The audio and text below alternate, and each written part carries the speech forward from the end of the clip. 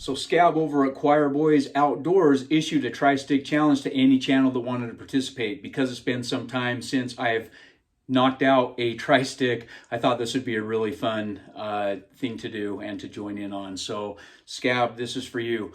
Also, being a veteran myself, I served in the U.S. Army as a 12 Bravo combat engineer, and this is a shout out to all of my veteran brothers and sisters who are no longer here, but not forgotten. As many of you know, the suicide rate among veterans is extremely high due to emotional wellness and PTSD and other things that really can impact veterans who have served. And so this Trystick challenge is for them, as well as I want to give a shout out to this company, Till Valhalla, and the awesome clothing and shirts that they put together. They use a portion of the proceeds to support the families of those veterans who have lost their lives to suicide. So Till Valhalla, thank you for all that you do for the veteran community.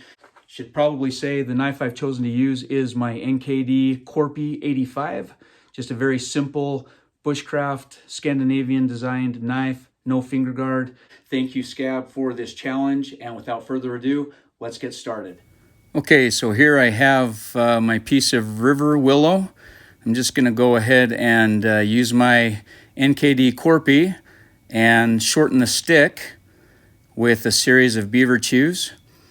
So you basically just give it a series of cuts and rotate the stick all the way around it until it gets easier and easier to separate the smaller portion from the larger portion.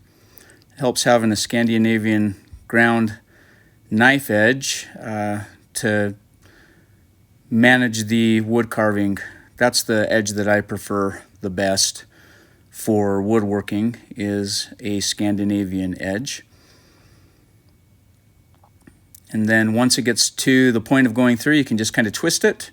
And there you go. Now right here, I'm just going to go ahead and clean it off and round it out.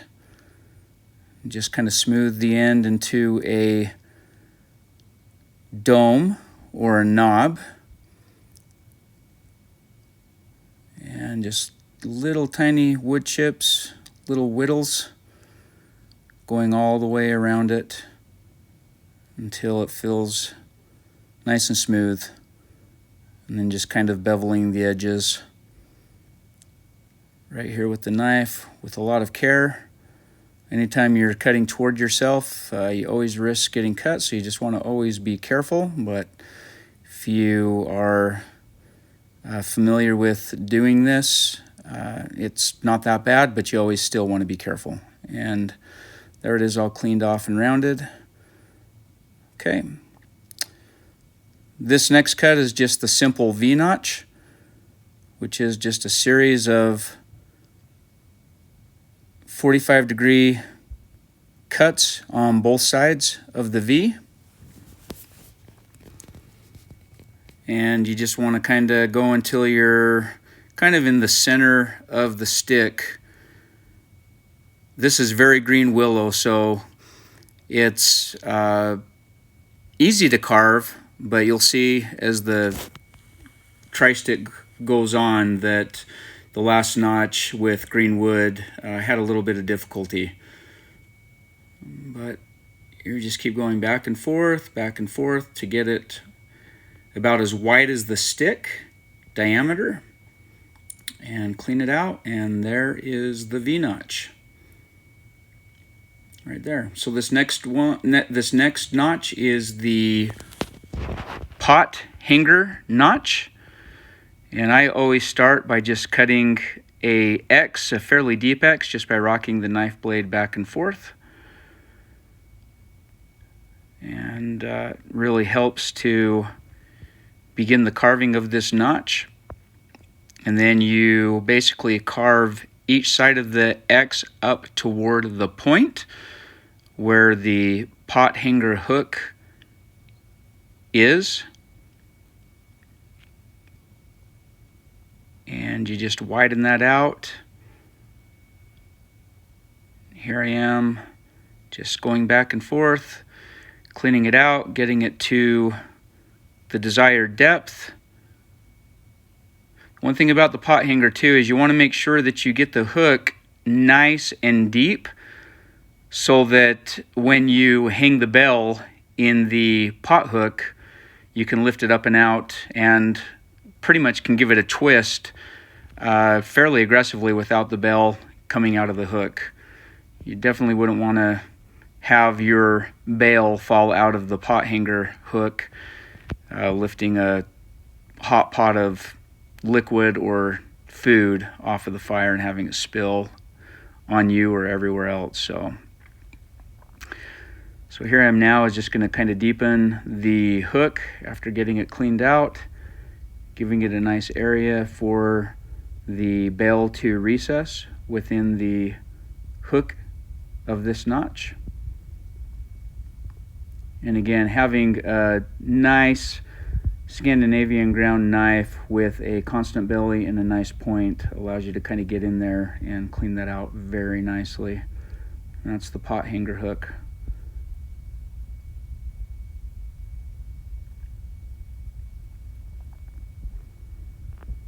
Okay, this next notch is the hole through the stick notch, which is a useful notch. And you'll see here, this is the notch that I wasn't paying attention to, not at this point, but when I start thinning out the wood, I thinned way too aggressively at the bevel, almost to the point of cutting the stick. And you'll see here after I finish this notch, as I go into the next notch, there wasn't a lot of wood left, and so this notch where it continues into the stick was very, very weak because I just beveled it far too aggressively, thinned it out way too much.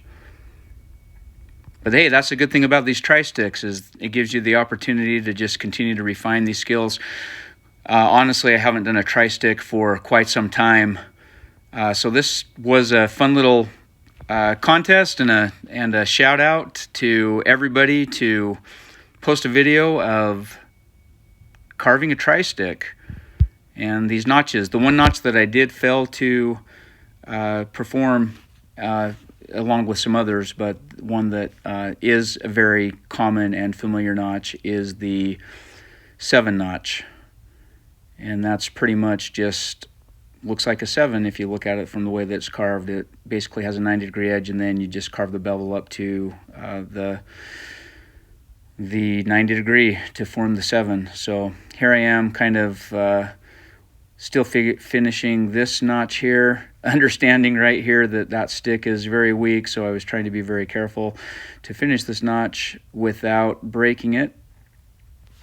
And this is the one that with as weak as that wood got, was a little bit difficult to finalize and navigate this notch. So here I am just going across the grain with the edge of the knife, and you basically just wiggle the knife tip back and forth and it just cuts right into the grain.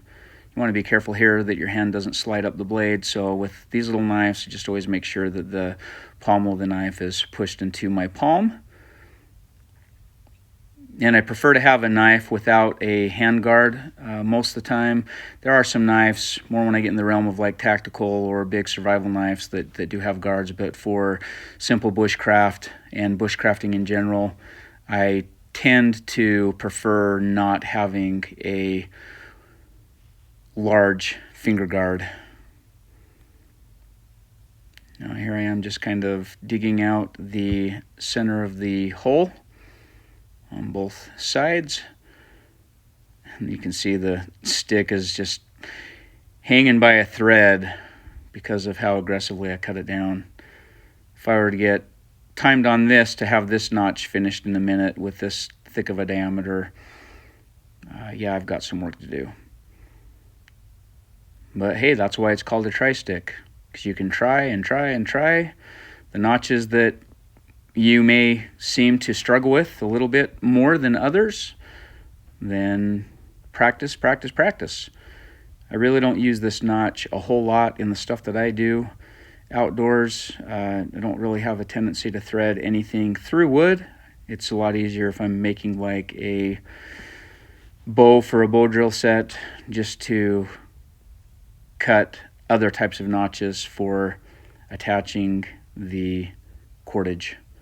So this next notch right here, you're going to see I'm doing the square notch, and going to actually break off a part of the stick where the square notch got really weak. It was giving me a lot of trouble, so I just break it off right there.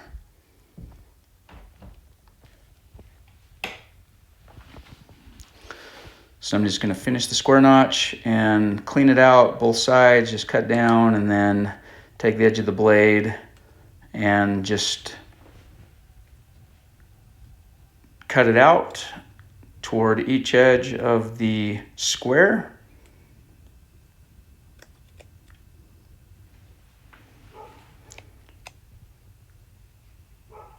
Here I am, just making it a little bit deeper, being very careful, cutting toward myself to that V. If you can rock the blade back and forth in these notches, it makes it a lot easier when you're needing to clean out and go a little bit deeper. But yeah, with this little NKD Corpy is one of my favorite knives for woodworking, and makes notching and wood carving in general very easy. And there is the square notch.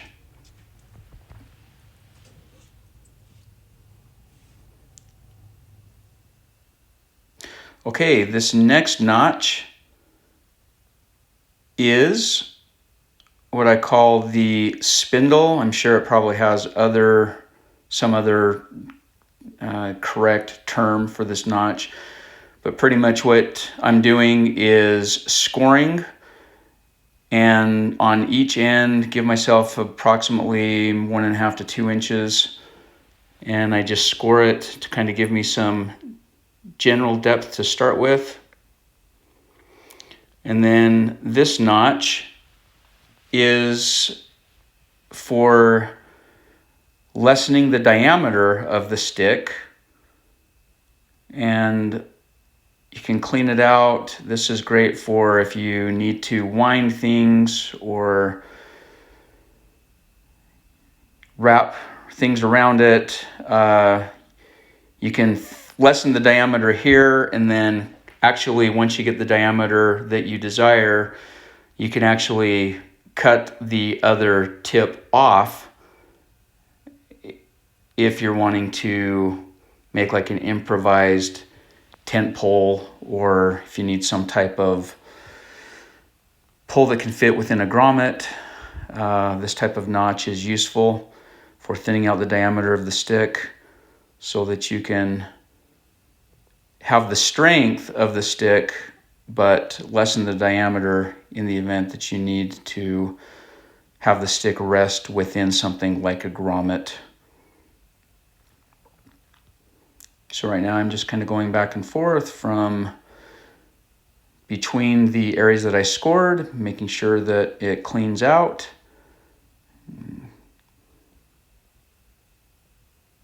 Scoring a little bit deeper here.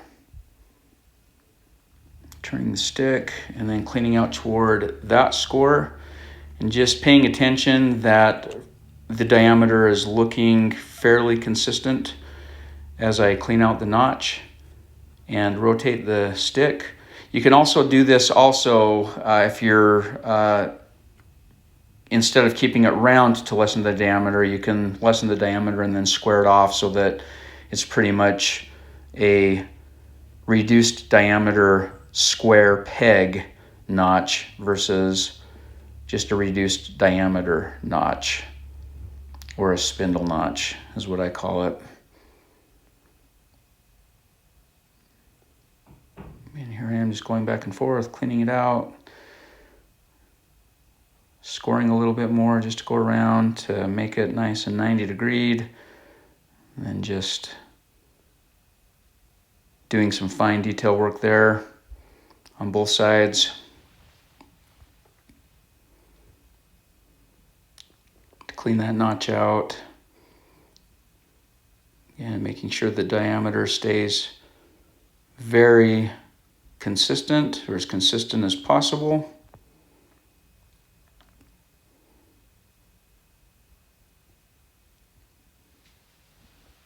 I'll say doing these little tri-sticks is a lot of fun. And there is the reduced diameter notch or the spindle notch. Not the cleanest, but it works. So here's a second attempt at the hole through the stick notch, just because my first one wasn't that great. So I'm going to go ahead and add another one in this tri-stick. Just kind of work it down. Again, I don't use this notch frequently at all. It's a lot of work for this notch when you can get by with other types of notches, unless you really need to thread something through. I've just found that it's easier just to navigate other types of notches to get the job done. So here I am, just thinning it down. Again, making sure that I'm cut deep enough. Paying a lot more attention on this one so I don't compromise the strength of the stick and the integrity as I'm thinning out on each side. You can actually do this with a square notch on each side too. If you pay attention, you can do a square notch on each side, keep some material in between, and then do a hole through the stick versus just the taper and then adding the hole through the stick. I think Kochanski does this one, and he actually creates a series of feathers on each side and then cuts out the feathers and then talks about how you can use the removed material or the feathers for picking up a coal and blowing an ember into a fire. This wood is so green that that wouldn't work very well. This is just freshly cut river willow.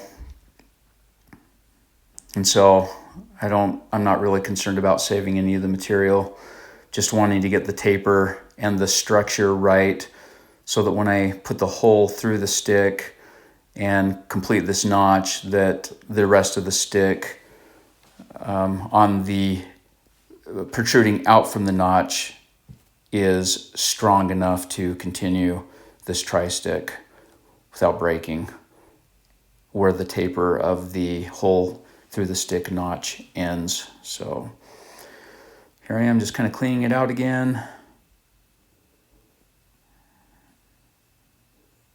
And being very careful. You can see too, it's like why Kochanski recommends that you take time to do these tri-sticks over and over. He says that you should be able to complete 10 notches on a tri-stick within 10 minutes. So pretty much a minute, maybe no more than a minute and a half per notch. And the value in being able to do this, because of how time consuming it can be, and if you practice and really get proficient at the types of notches that you can use, then these tri-sticks really just fine-tune your knife carving and notching skill set. So this is a good exercise, especially for me. I mean, again, I don't use this notch frequently for anything.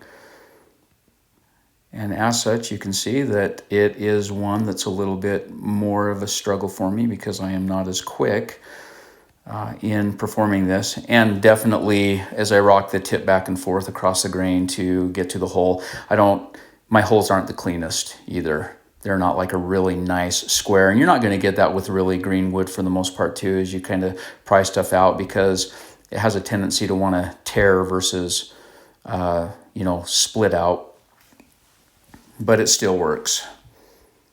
If this was a little bit more seasoned, this notch itself would look a lot cleaner once the hole is made. So here I am just kind of now ruining my square with the edge of my knife and drilling it so it kind of rounds it out. Doesn't make it look as neat and tidy. A little bit hairy too, but there it is.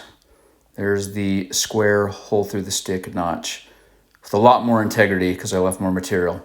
Okay, this last notch is used for making arrow nocks. So if you need a nock and arrow shaft to attach a arrowhead, or if you use a thicker piece of material like this Trystick, which is approximately 3/4 of an inch, you could attach something like a spearhead. But this is a useful notch if you make your own arrows and arrow shafts. And you pretty much want to start with a V-notch on each side of the Trystick, or 180 degrees from each other. So a mirror image. And that's what I'm doing here, is carefully making the V-notch. With this notch, you need to pay a little bit more attention. And this is one obviously too that takes me longer than a minute to do on this thickness of material.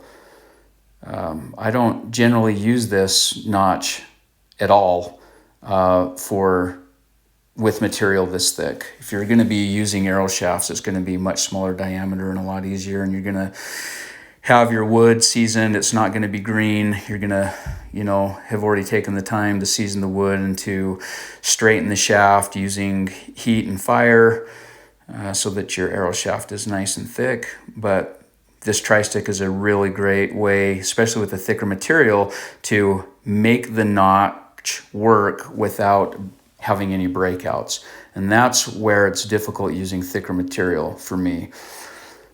But you do your first V-notches 90 degrees from each other, and then, 180 degrees from each other, and then you do two smaller V-notches at the top of the V toward the end of the stick, or the top of the V notches toward the end of the stick.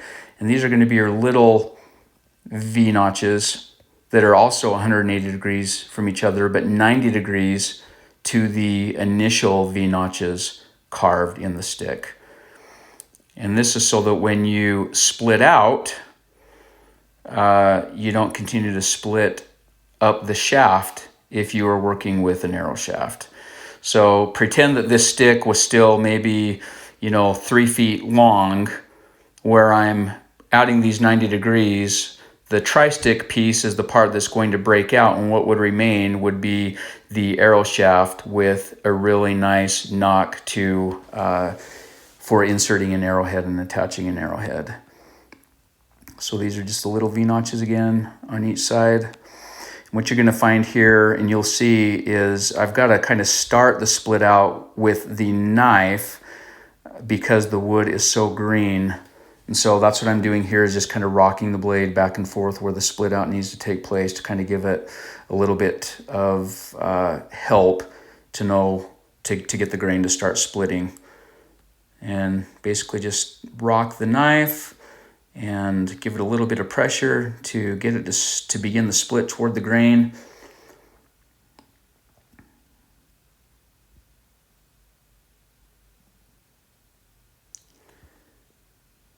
And with a little bit of a pop, it starts to split. And just going to make sure here, just to avoid any split out.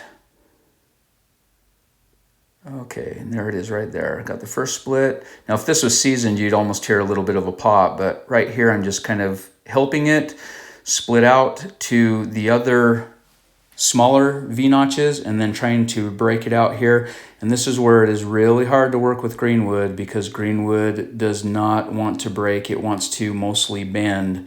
So you're going to see with this thickness of material, have a little bit of a challenge. And so I'm just being very careful not to damage my nock that I'm, as I remove this material. And as you can see there, I'm going to just kind of help it along with the edge of my knife very carefully to avoid any split out. so that I can remove the material.